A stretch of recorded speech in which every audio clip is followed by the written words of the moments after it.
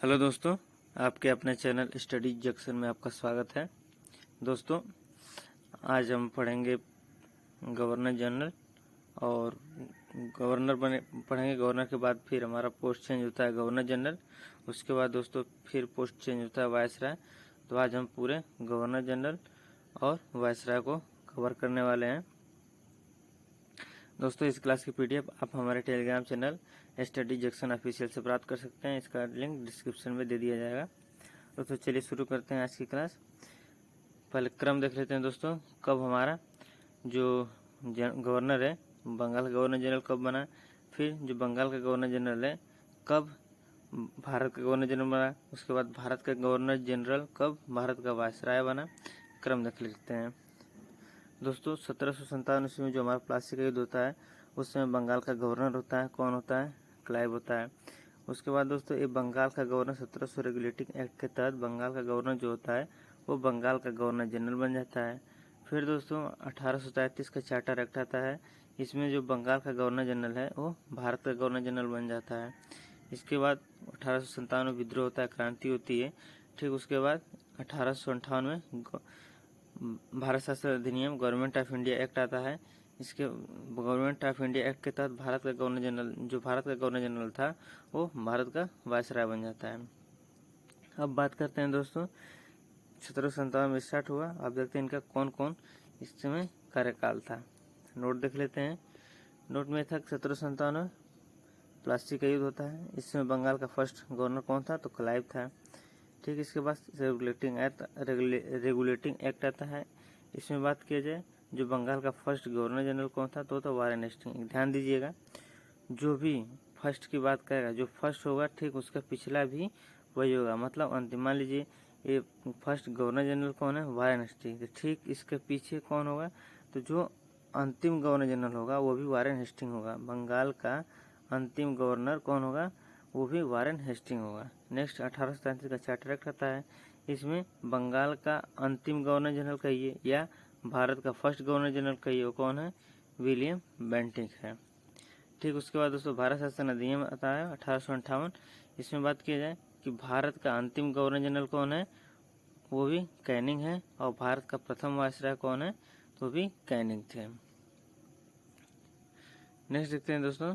ऐसा इसलिए हो रहा है क्योंकि दोस्तों की ध्यान दीजिए कि बंगाल का जो अंतिम गवर्नर जनरल है इसी के काल में, जो इसका काल चल रहा है, इसी के काल में 1833 का चार्टर एक्ट आता है। 1833 चार्टर एक्ट में क्या कहता है कि जो अब से बंगाल का अंतिम गवर्नर जनरल होगा वो भारत का फर्स्ट गवर्नर जनरल होगा। इसलिए अंतिम भी यही, फर्स्ट भी यही। ठीक यहाँ भी यही होता है कि 1858 में भारत का अंतिम गवर्नर जनरल के काल के अंतर्गत ही 1858 का एक्ट आता है। इसके तहत भारत का वायसराय ही भारत का अंतिम गवर्नर जनरल होगा, कैनिंग। नेक्स्ट देखते हैं दोस्तों, नोट है। नोट याद रखिएगा। पूछा जाए आपसे कि पहले भारतीय गवर्नर जनरल कौन थे? तो सी राजगोपालाचारी थे। अब क्रम से पूरा देख लेते हैं दोस्तों। बंगाल का गवर्नर, तो बंगाल के गवर्नर की बात किया जाए तो प्लासी का युद्ध लड़ने वाला कौन था? क्लाइव था। अब बंगाल का गवर्नर भी फर्स्ट क्लाइव था। बात की जाए इलाहाबाद की संधि करने वाला क्लाइव था। 1765 ईस्वी में करता है, लेकिन लड़ने वाला हेक्टर मुनरो था। लेकिन संधि के लिए आता कौन है? क्लाइव आता है। बात की जाए बंगाल में डुअल सिस्टम शुरू करने वाला कौन था? क्लाइव था दोस्तों। बात की जाए बंगाल का पहला गवर्नर जनरल कौन था जो 1757 ईस्वी में बना? वो था क्लाइव। हॉलवेल के बारे में हम बात कर चुके हैं दोस्तों। जो ब्लैक होल की घटना थी हम आपको बताए थे। इस सिराजुद्दौला के टाइम में क्या था कि 146 अंग्रेजों को कालकोठरी में बंद कर देता है, जिसमें से सुबह देखता है तो 23 जिंदा बचे थे। उसमें से एक हॉलवेल था जिसने इस पूरी घटना को बताया था। तो ब्लैक होल की घटना 1756 ईस्वी का वर्णन किया था ब्लैक हॉलवेल ने। उस समय बंगाल का नाम कौन था? सिराजुद्दौला था। नेक्स्ट बात करते हैं दोस्तों वेंसिस्टाड मतलब आप सभी जानते हैं कि जो बक्सर का युद्ध है 1764 ईस्वी में होता है। ठीक है, लेकिन ये किसी भी होता है East India Company versus Awadh, Bengal और मुगल में होता है। लेकिन आपसे ये पूछा जाए किसके काल में बक्सर का युद्ध हुआ था तो थे वेंसिस्टाड। पूछा किस बक्सर का युद्ध किसके काल में स्टार्ट हुआ? वेंसिस्टाड से याद रखिएगा कि किसके काल में बक्सर का युद्ध स्टार्ट होता है तो वेंसिस्टाड के काल में। नेक्स्ट अब पढ़ते हैं बंगाल का गवर्नर जनरल। जो पहले बंगाल का गवर्नर था अब पोस्ट चेंज हो चुकी है, अब आ चुका है बंगाल का गवर्नर जनरल। किस एक्ट के तहत? तो 1773 रेगुलेटिंग एक्ट के तहत कि बंगाल का गवर्नर अब बंगाल का गवर्नर जनरल होगा।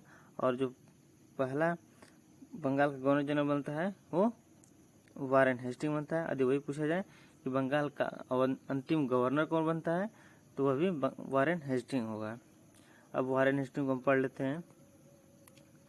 वारेन हेस्टिंग पूछा जाए कि डुअल सिस्टम का अंत करने वाला कौन था, तो वारेन हेस्टिंग का शुरू करने वाला क्लाइव, बंगाल में शुरू करता है।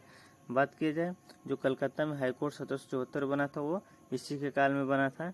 और पूछा जाए कि 1774 में उच्चतम न्यायालय सुप्रीम कोर्ट बना कलकत्ता में, उसका फर्स्ट मुख्य न्यायाधीश कौन था, तो थी एलिजा एम्परे। बात कीजिए बंगाल का अंतिम गवर्नर कौन था, तो वारेन हेस्टिंग था। बात कीजिए रेगुलेटिंग एक्ट किसके काल में आया, तो वारेन हेस्टिंग के काल में, और इसी के तहत बंगाल का गवर्नर जनरल बन गया। भगवत गीता का इंग्लिश ट्रांसलेट किसने किया था, विल्किंस ने किया था। नेक्स्ट देखते हैं दोस्तों कि सर विलियम जोन्स ने 1784 में एशियाटिक सोसाइटी ऑफ बंगाल की स्थापना की। तो एशियाटिक सोसाइटी बंगाल की स्थापना किसने की, तो सर विलियम जोन्स ने 1784 ईस्वी में की थी। पूछा जाए भारत में 1780 में भारत का पहला समाचार पत्र, ध्यान दीजिए मोस्ट इंपोर्टेंट क्वेश्चन है, पूछा जाता है अक्सर कि भारत का पहला समाचार पत्र द बंगाल गजट का प्रकाशन जेम्स ऑगस्टस हिक्की द्वारा किया गया। देख सकते हैं दोस्तों लॉर्ड कॉर्नवालिस। लॉर्ड कॉर्नवालिस पूछा जाए लॉर्ड कॉर्नवालिस कौन है, तो ध्यान दीजिए पहले तो ये दो के जनक हैं। कौन कौन से? ये पुलिस के जनक हैं, पुलिस को जनक है, सिविल सेवा के जनक है। बात कीजिए अस्थायी बंदोबस्त की शुरुआत करने वाले कौन थे, तो ये भी लॉर्ड कॉर्नवालिस। अस्थायी बंदोबस्त प्रणाली 1793 ईस्वी में इन्होंने शुरुआत की। नेक्स्ट दोस्तों ये एक ऐसे एकमात्र गवर्नर जनरल है जिनकी समाधि गाजीपुर के उत्तर प्रदेश में है। बात की जाए कि जो लॉर्ड कॉर्नवालिस है इन्होंने न्यायिक क्षेत्र में शक्ति का पृथक्करण कर दिया। न्यायिक क्षेत्र शक्ति का पृथक्करण मतलब जो दोस्तों लॉ और ऑर्डर थे वो कोई और देखेगा, और जो जस्टिस था कोई और देखेगा। पहले ऐसा होता था जो दोस्तों कि लॉ और ऑर्डर और जस्टिस तीनों, लॉ ऑर्डर और जस्टिस सभी को एक ही व्यक्ति देखता था। लेकिन कॉर्नवालिस ने कहा कि नहीं ऐसा नहीं होगा, लॉ ऑर्डर को कोई और देखेगा और जस्टिस को कोई और देखेगा। इन्होंने न्यायिक क्षेत्र में शक्ति का पृथक्करण कर दिया। ये बात लिखिए दोस्तों हमने, किसने न्यायिक क्षेत्र में शक्ति के पृथक्करण का सिद्धांत दिया तथा कार्नवालिक संहिता और रेवेन्यू बोर्ड की स्थापना की। दोस्तों इन्होंने अस्थायी बंदोबस्त प्रणाली की भी शुरू की। तो अस्थायी बंदोबस्त जो है इसी तहत हम कुछ और ध्यान रख लेते हैं। बात की जाए कुछ लैंड रेवेन्यू सिस्टम है भूमि राजस्व से रिलेटेड, पूछा जाए कहाँ लागू हुआ और कौन लागू करता है, तो देखते हैं। पहला देखिए दोस्तों अस्थायी बंदोबस्त, इसी को हम कहते हैं जमींदारी व्यवस्था, और यह लागू होता है बंगाल में। उस समय के बंगाल में आप जानते ही हैं बिहार, झारखंड, पश्चिम बंगाल ये सभी थे उसमें।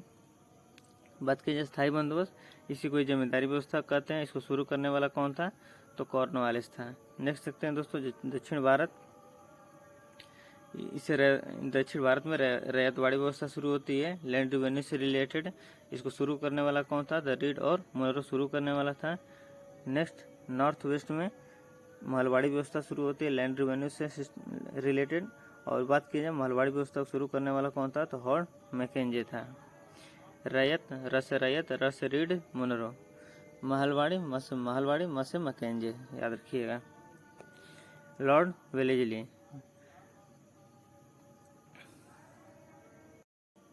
लॉर्ड वेलेजली को देख लेते हैं दोस्तों। जो लॉर्ड वेलेजली है, बात की जाए कि भारत में सहायक संधि का जनक कौन है, तो लॉर्ड वेलेजली है। ठीक, भारत में सहायक संधि तो लॉर्ड वेलेजली है, लेकिन बात की जाए सहायक संधि को शुरू करने वाला कौन था, तो डुप्ले था। नेक्स्ट देखिए दोस्तों कि सहायक संधि मतलब कि वो कौन कौन सी रियासतें हैं जो सहायक संधि से जुड़ी थी।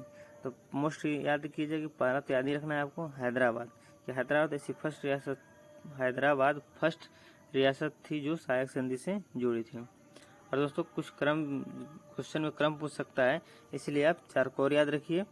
पहली हैदराबाद, मैसूर, तंजौर, अवध और फिर पेशवा। नेक्स्ट देखते हैं दोस्तों, बात कीजिए कलकत्ता में फोर्ट विलियम की स्थापना किसने की थी। फोर्ट विलियम कॉलेज की स्थापना तो वेलेजली टाइम पे ही हुई थी।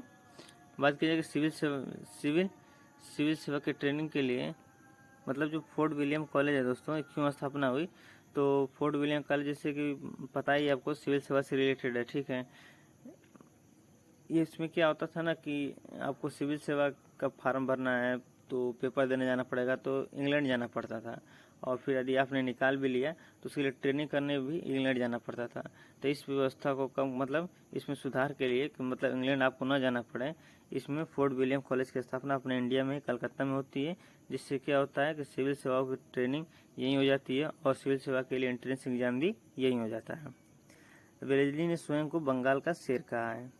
बात की जाए फोर्थ आंग्ल मैसूर जो होता है इसी के साथ होता है वेलेस्ली के टाइम पर। इसमें क्या होता है, जो टीपू सुल्तान है मारा जाता है और वेलेस्ली कहता है कि पूर्व का जो साम्राज्य है मेरे कदमों में। नेक्स्ट देखते हैं दोस्तों, अब आता है लॉर्ड मिंटो। लॉर्ड मिंटो दोस्तों लॉर्ड मिंटो ये 1813 का चार्ट एक्ट पारित करता है और इसी में पहली बार शिक्षा के लिए 1 लाख रुपए खर्च होते हैं। बात की जाए अमृतसर की संधि लॉर्ड मिंटो के काल में होती है, लेकिन करता कौन है, तो मेटकॉफ करता है। लॉर्ड हेस्टिंग दोबारा आता है दोस्तों। बात किया जाए दोस्तों कि कौन सा गवर्नर जनरल ऐसा है जो 2 बार बना, तो लॉर्ड हेस्टिंग 2 बार बंगाल का गवर्नर जनरल बना। 1822 ईस्वी में बंगाल में काश्तकारी अधिनियम को लागू किया। नेक्स्ट देखते हैं दोस्तों लॉर्ड एमहर्स्ट। लॉर्ड एमहर्स्ट जो है इसको याद रखिएगा, ये अंडरवुड की संधि से रिलेटेड है। एमटीएस की परीक्षा में पूछा गया है कि अंडरवुड की संधि किस समय कौन दोस्तों बंगाल का गवर्नर जनरल था, तो था लॉर्ड एमहर्स्ट। ये अंडरवुड की संधि कब होती है, तो आंग्ल बर्मा युद्ध होता है जिसमें बर्मा पराजय हो जाता है, इस वजह से वहाँ पर अंडरवुड की संधि होती है। नेक्स्ट पढ़ते हैं दोस्तों भारत का गवर्नर जनरल। भारत का गवर्नर जनरल जो अब बंगाल का गवर्नर जनरल है वो अब भारत का गवर्नर जनरल बन चुका है। पूछा जाए कि बंगाल का अंतिम गवर्नर जनरल कौन था, तो लॉर्ड विलियम बेंटिक। भारत का पहला गवर्नर जनरल कौन था, तो लॉर्ड विलियम बेंटिक। सती प्रथा का अंत करने वाला कौन था, राजा मोहन रॉय की हेल्प की सहायता से, तो विलियम बेंटिक। पूछा जाए कि धारा 17 के तहत विधवाओं को सती होना अवैध घोषित कर दिया। मतलब पहले क्या होता था कि विधवा जो होती थी अपने आप को सती कर लेती थी, आग में जलकर आहूत कर देती थी, तो धारा 17 के तहत इसे अवैध घोषित कर दिया गया। बात की जाए फर्स्ट विधि आयोग का निर्माण लॉर्ड विलियम बेंटिक और हेड कौन था, तो मैकाले। पूछा जाए कि दास प्रथा का अंत के लिए अधिनियम कब बना, तो लॉर्ड विलियम बेंटिक के काल में ही बना दास प्रथा का अंत करने के लिए अधिनियम, लेकिन इसका अंत जो है एलन बरो के टाइम में होता है। बात की जाए 1833 का एक्ट कब आता है, तो लॉर्ड विलियम बेंटिक के टाइम में आता है। ठगी प्रथा का अंत लॉर्ड विलियम बेंटिक के टाइम पे होता है सॉरी। नेक्स्ट देखते हैं दोस्तों मेटकॉफ भी बताएं दोस्तों कि अमृतसर की संधि में जो संधि होती है मेटकॉफ महाराजा रणजीत सिंह के साथ यही करता है। बात की जाए कि समाचार पत्रों का मुक्तिदाता किससे कहा जाता है, तो मेटकॉफ को कहा जाता है। नेक्स्ट देखते लेते हैं दोस्तों ऑकलैंड। बात की जाए कि जीटी रोड किसने बनवाया था, तो शेरशाह सूरी बनवाया था, लेकिन जीटी रोड की मरम्मत किसने करवाई थी, तो ऑकलैंड ने करवाई थी। बस दोस्तों क्लास खत्म होने वाला है। एलन बरो दास प्रथा का उन्मूलन करने वाला कौन था, तो एलन बरो था और एक्ट 5 से 1843 में किया है। अब तक दोस्तों जो हमने पढ़ा है उसको सिनॉप्सिस कर लेते हैं, शॉर्ट नोट्स लिख लेते हैं।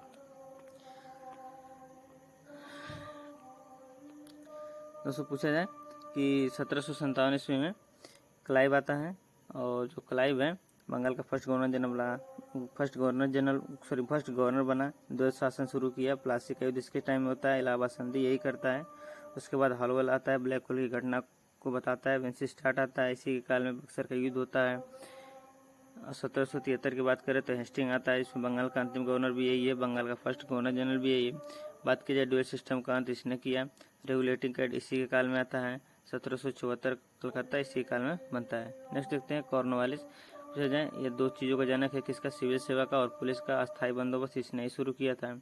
नेक्स्ट आता है दोस्तों वेलेजली क्या करता है, ये सहायक संधि का जनक है। फर्स्ट सहायक संधि से कौन सी रियासत बनी, तो हैदराबाद है। शेरे बंगाल इसने स्वयं को कहा है।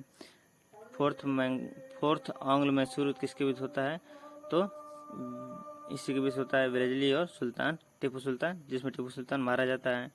इसमें उसके बाद मिंटो फर्स्ट आता है, अमृतसर की संधि करता है।